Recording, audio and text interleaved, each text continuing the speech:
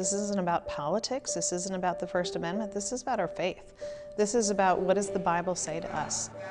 B'nai Israel is the first congregation in the Sacramento region that has officially been declared a sanctuary congregation through a vote by its board, meaning they are ready at a moment's notice to house a family or individual who needs a safe place. So this is the kitchen that the family would be able to use. The synagogue has not only set aside space, but food, clothing, and a dedicated 24/7 staff that would assist and protect anyone who may be in fear of imminent deportation. We felt that based on our own history as immigrants, as refugees, as survivors from the Holocaust, it would be sinful for us to remain silent. This is carrot, and then this one is tomato. Antonio is one of the 11 million undocumented immigrants currently living in the U.S. who is terrified of being ripped away from his family and sent back to Mexico. my biggest concern is getting separated from my daughter, the youngest one.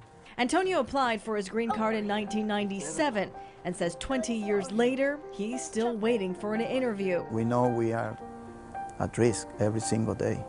Faced with an uncertain future, Right there. he says it gives him hope to see congregations across different faith lines standing with them. That kind of man is someone that would be a candidate to be in a sanctuary. Meanwhile, here at St. Mark's United Methodist Church in Sacramento, a town hall meeting as the congregation discusses whether they too will step up to be a place of sanctuary. We had concerns raised about the facilities, we had concerns raised about our mission, we had concerns raised about the cost. Senior pastor Reverend Alan Jones is pushing for it, saying it's what their faith compels them to do. The fear that a lot of people are experiencing is doing a lot of damage to people. But there is some real concern among the congregation about backlash from the community.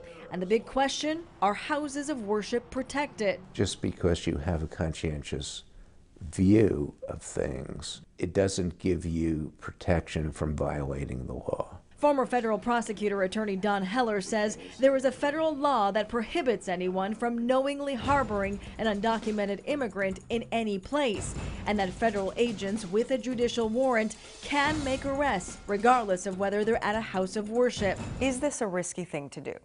They stand in front of an ICE agent with a warrant, and they prevent that agent, he or she, from doing their duty.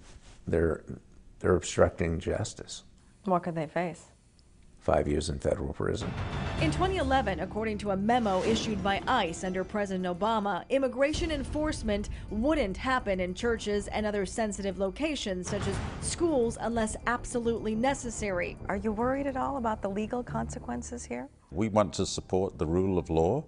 Of course we do.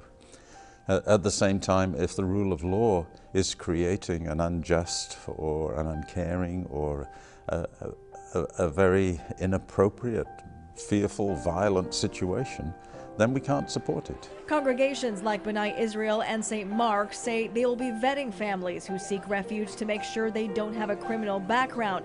And they believe, regardless of the risks, this is the right thing to do. We understand what the risks are, but the risk of not acting we felt was much more perilous.